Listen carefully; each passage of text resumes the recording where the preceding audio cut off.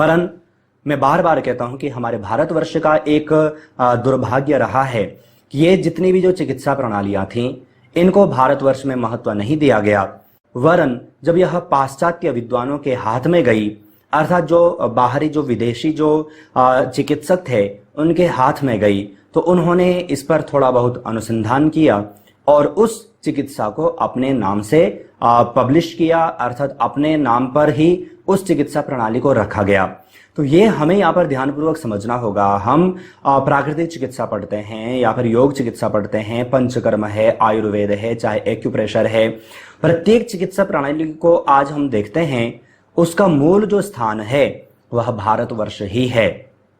वरन जब यही चिकित्सा प्रणाली जब पाश्चात्य देशों में जाती है, उस पर अनेक रिसर्च होते हैं, तत्पश्चात वही जो चिकित्सा प्रणाली भारतवर्ष की थी वह भारतवर्ष की नहीं वरन पाश्चात्य देशों की मानी जाती है।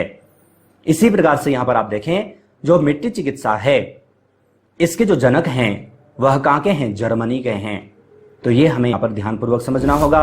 इनके द्वारा एक ग्रंथ अर्थात एक पुस्तक लिखी गई है, रिटर्न टू नेचर। आपको बता दें, इस प्रकार से प्रश्न आपको यूजीसी नेट के एग्जाम में भी पूछे जा सकते हैं और आपने ये कोर्स जिस हेतु भी परचेस किया होगा उस एग्जाम में, अर्थात किसी भी एग्जाम में आपको इस प्रकार से छोटे छोटे प्रश्न पूछे जा सकते हैं। अब हमें यहाँ पर मिट्टी के प्रकार यहाँ पर जानने हैं कि जो प्राकृतिक चिकित्सा में हम जो मिट्टी का प्रयोग करते हैं उसको तो हम उसके चिकित्सकीय गुण को हम अगले लेक्चर में जानने वाले हैं, लेकिन यहाँ पर हम जानेंगे कि जो मिट्टी है इसके कितने प्रकार हो सकते हैं, अर्थात कितने प्रकार की मिट्टियां होती हैं। अब अलग अलग ग्रंथों के अनुसार अलग अलग है। हम यहाँ पर प्राकृतिक चिकित्सा के अनुसार, अर्थात जो प्राकृतिक चिकित्सा के जितने भी ग्रंथ हैं उनके अनुसार हम यहाँ पर मिट्टी के प्रकार को यहाँ पर जानने वाले हैं। तो प्रथम प्रकार काली मिट्टी है। कहा यह मिट्टी चिकनी होती है, इसमें सोखने की क्षमता कम होती है, इसलिए इसमें बालू मिलाई जाती है। ध्यानपूर्वक समझिएगा, जब हम मिट्टी के द्वारा चिकित्सा करते हैं, चाहे हम मिट्टी के द्वारा, चाहे हम पंख स्नान कर रहे हैं, अर्थात हम संपूर्ण शरीर पर मिट्टी का लेप कर रहे हैं, या फिर हम मिट्टी पट्टी के द्वारा हम गले की, कमर की, पेड़ों की किसी भी स्थान पर जब हम इसके द्वारा चिकित्सा कर रहे हों, तो हमें ध्यानपूर्वक समझना होता है कि वहां पर जो मिट्टी है, मिट्टी को इस प्रकार से हमें तैयार करना होता है कि वह जल को सोख सके, अर्थात उसमें जल की उपस्थिति रह सके। तो यहाँ पर कहा कि जो काली मिट्टी है यह चिकनी होती है, इसमें सोखने की क्षमता कम होती है, इसलिए इस मिट्टी में हम थोड़ा बहुत बालू का प्रयोग करते हैं, अर्थात इसमें बालू मिलाई जाती है। दूसरी जो मिट्टी है वह है लाल मिट्टी। कहा यह मिट्टी पहाड़ी जगह में पाई जाती है, गेरू भी इसी प्रकार की होती है, जो मकान को रंगने या फिर पुताई करने इत्यादि के लिए हम प्रयोग में लाते हैं। इसके पश्चात मुल्तानी मिट्टी है। कहा कि यह त्वचा के रोगों में विशेषकारी अर्थात विशेष लाभकारी है, इसे प्रायः उबटन के रूप में इस्तेमाल किया जाता है। तो मुल्तानी मिट्टी, इसके बारे में भी हम जानते हैं, इसका जो प्रयोग है वह मूलतः उबटन के लिए प्रयोग किया जाता है। उबटन का तात्पर्य होता है कि चेहरे पर इसका लेप करना। ये जो उबटन शब्द है यह आयुर्वेदिक शब्द है। आयुर्वेद में अनेक प्रकार के उबटन बताए गए हैं। तो यहाँ पर कहा कि जो मुल्तानी मिट्टी है इसके द्वारा जो त्वचा के रोग हैं, अर्थात उसमें यह लाभकारी है, और इसका जो हम प्रयोग करते हैं वह उबटन इत्यादि के लिए हम मूलतः मुल्तानी मिट्टी का प्रयोग करते हैं। इसके अलावा कहा कि ईंटों के भट्टे की मिट्टी भी होती है। इस मिट्टी का प्रयोग घाव पर किया जाता है जिसमें कीटाणु व जीवाणु नहीं होते। तो जो ईंटों के भट्टे की जो मिट्टी होती है इसका भी ये भी एक प्रकार की मिट्टी है, और इसका भी प्रयोग यहाँ पर हम कर सकते हैं। यहाँ पर कहा कि इसका प्रयोग किसी घाव पर किया जाता है, क्योंकि कहा कि इसमें किसी भी प्रकार का कोई कीटाणु और जीवाणु उपस्थित नहीं होते। इसके अलावा कहा सज्जी मिट्टी। ये सज्जी मिट्टी प्राचीन समय में कपड़ों को साफ करने इसका प्रयोग किया जाता था। आप देखेंगे भी इस सज्जी मिट्टी का उपयोग कपड़े साफ करने में किया जाता था। इसके अलावा पीली मिट्टी। कहा इसमें ठंडी व गर्मी को रोकने की क्षमता अधिक होती है एवं जल को सोखने वाली होती है, इसे सभी प्रकार के रोगों में इस्तेमाल कर सकते हैं।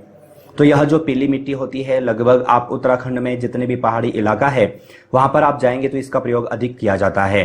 तो क्योंकि वहां पर जो मकान, जो प्राचीन समय में जो मकान भी होते थे, मकान पर इसका लेप भी किया जाता है था, इसलिए कहा कि ठंडी व गर्मी में अर्थात ठंडी को रोकने और गर्मी को रोकने की इसमें क्षमता होती है। इसमें कहा कि एवं जल को सोखने वाली भी यह होती है, इसे सभी प्रकार के रोगों में इस्तेमाल किया जा सकता है। इसके अलावा कहा पिंडोर, जिसे कि हम चिकनी मिट्टी के नाम से भी जानते हैं, कहा यह अधिक चिकनी होती है। शरीर की सफाई, विशेषकर बालों की सफाई के लिए इसका उपयोग किया जाता है, लेकिन चिकित्सा के लिए बालू मिलाते हैं जिससे सोखने की क्षमता बढ़ जाती है। मैंने आपको कहा ना कि जितनी भी मिट्टियां हों, हम किसी भी प्रकार की मिट्टी का प्रयोग कर सकते हैं। ऐसा नहीं कि इस प्रकार की मिट्टी और या फिर यही मिट्टी हमें उपयोग में लानी है। जहां जिस स्थान पर हमें जिस मिट्टी का उपलब्ध हो सके उसका हम प्रयोग कर सकते हैं। वरन हमें कुछ बातें यहाँ पर विशेष तरीके से ध्यान रखनी होती हैं कि कहां से हमें वह मिट्टी निकालनी है, किस स्थान से हमें वह मिट्टी निकालनी है, जिसके बारे में हम आगे जानेंगे। और यहाँ पर कहा कि यह जो मिट्टी होनी चाहिए, अगर जो ज्यादा चिकनी वाली है तो इसमें हम थोड़ा बालू मिला देंगे, और अधिक बालू है तो उसमें हम थोड़ा चिकनी मिट्टी मिला करके हम इसका प्रयोग कर सकते हैं।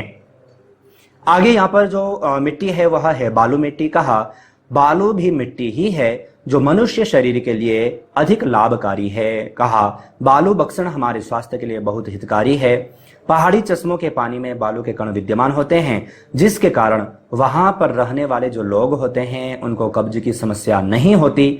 बालू मिट्टी में चिकनी मिट्टी को मिलाकर चिकित्सा में प्रयोग किया जाता है, जिससे उसकी कीटाणुनाशक क्षमता बढ़ जाती है। तो बस इस प्रकार से आपको ध्यान रखना है कि कोई भी प्रकार की मिट्टी आपको उपलब्ध हो सके, आप किसी भी प्रकार की मिट्टी का प्रयोग कर सकते हैं। अगर मिट्टी अधिक चिकनी है तो आपको उसमें बालू मिला लेना है, या फिर बालू वाली मिट्टी है तो आपको उसमें चिकनी मिट्टी मिला लेनी है। अब ये भी हम जानेंगे कि कहाँ से हमें मिट्टी का प्रयोग करना है, अर्थात किस मिट्टी को हमें लेना है, वो हम अगले लेक्चर में चर्चा करने वाले हैं। तो इस लेक्चर में हमने जाना पृथ्वी तत्व अर्थात जो मिट्टी है इसका संपूर्ण परिचय हमने यहाँ पर जानने का प्रयास किया। इस मिट्टी चिकित्सा के जनक के रूप में हमने यहाँ पर जाना कि एडोल्फ जुस्ट, जो कि मिट्टी चिकित्सा के जनक माने जाते हैं, और मिट्टी के प्रकार जो कि प्राकृतिक चिकित्सा के अनुसार यहाँ पर दर्शाए गए हैं, इन सभी प्रकारों के बारे में हमने यहाँ पर जाना। आपको बता दें कि इस प्रकार से प्रश्न चाहे आप योग से मास्टर, पीजी डिप्लोमा इत्यादि कर रहे हैं तो वहां पर आपसे पूछा जा सकता है। चाहे आप योग से यानी कि प्राकृतिक चिकित्सा का ही कोई कोर्स क्यों ना कर रहे हों, तो वहां पर भी आपको इस प्रकार से प्रश्न पूछे जा सकते हैं। सारे नोट्स भी आपको यहाँ पर दिए गए हैं, समझा आपको यहाँ पर दिया गया है। आशा है आप अच्छे ढंग से समझ चुके होंगे। अगले लेक्चर के साथ आप सभी से पुनः मुलाकात होगी, समझ चुके होंगे। अगले लेक्चर के साथ आपसे मुलाकात होगी, लेकिन तब तक आप अपना और अपनी फैमिली का बहुत ख्याल रखिएगा। बाय।